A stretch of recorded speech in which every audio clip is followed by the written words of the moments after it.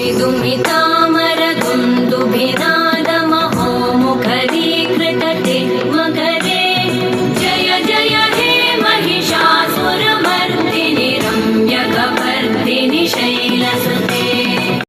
जय माता दी।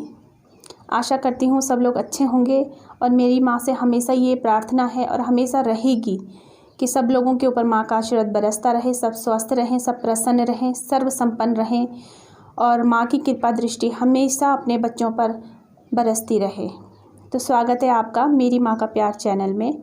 ये आपका ही चैनल है और इस चैनल में भक्ति से रिलेटेड जानकारियाँ मैं आप सबको देती हूँ। और अगर आप लोगों को मेरा वीडियो पसंद आता है, आपको मेरा सुझाव पसंद आता है या मेरे कार्य करने का तरीका पसंद आता है तो प्लीज़ आप चैनल को सब्सक्राइब ज़रूर कीजिएगा जो लोग पहली बार वीडियो देख रहे हैं।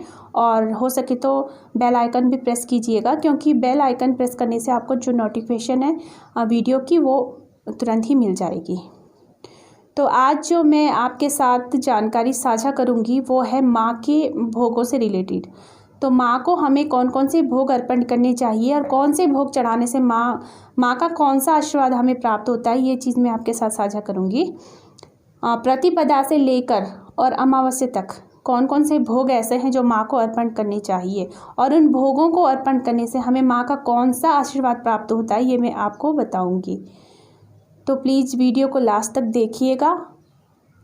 और एक बार फिर से कहती हूँ कि जो लोग नए हैं और मेरा वीडियो पहली बार देख रहे हैं और उनको मेरा वीडियो पसंद आता है तो प्लीज़ सब्सक्राइब ज़रूर कीजिएगा, क्योंकि सब्सक्राइब करने का कोई पैसा नहीं लगता है।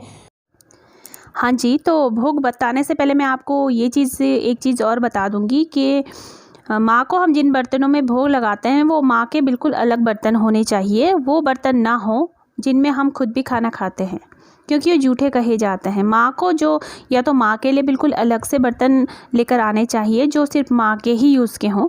और हो सके ज़्यादा अच्छा है कि अगर चांदी के हम बर्तन अरेंज कर सकते हैं, छोटी सी एक थाली, छोटी सी मतलब अगर हम कर सकते हैं तो, नहीं तो पीतल का हो या फिर कांसे का हो।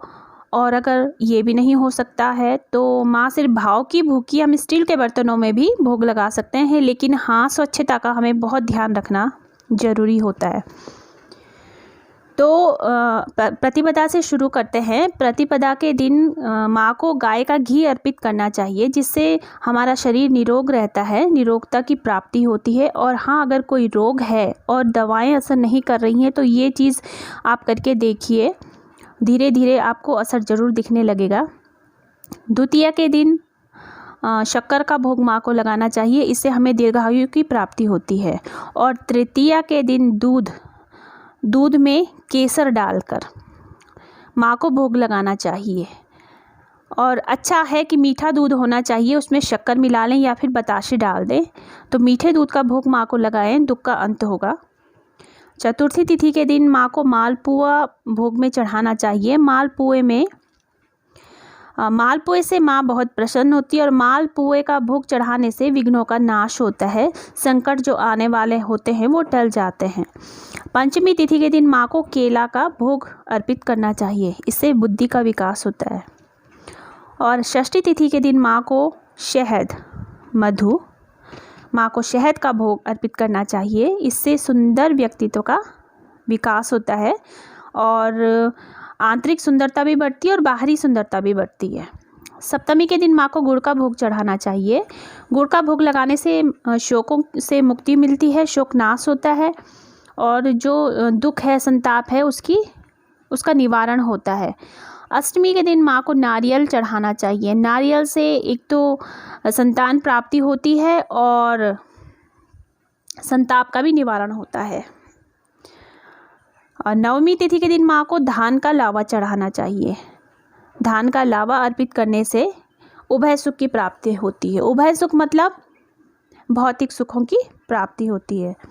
दशमी तिथि के दिन माँ को काले तिल का भोग चढ़ाना चाहिए, जिससे मृत्यु का जो भय होता है वो नष्ट हो जाता है, अकाल मृत्यु टल जाती है।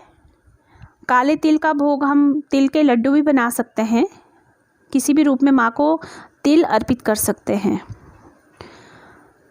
और एकादशी तिथि के दिन माँ को दही का भोग चढ़ाना चाहिए। इससे माँ भगवती बहुत ही प्रसन्न होती है और शरीर के सारे दुख संतापों का नष्ट करती है, चाहे वो रोग हो चाहे वो आंतरिक दुख हो।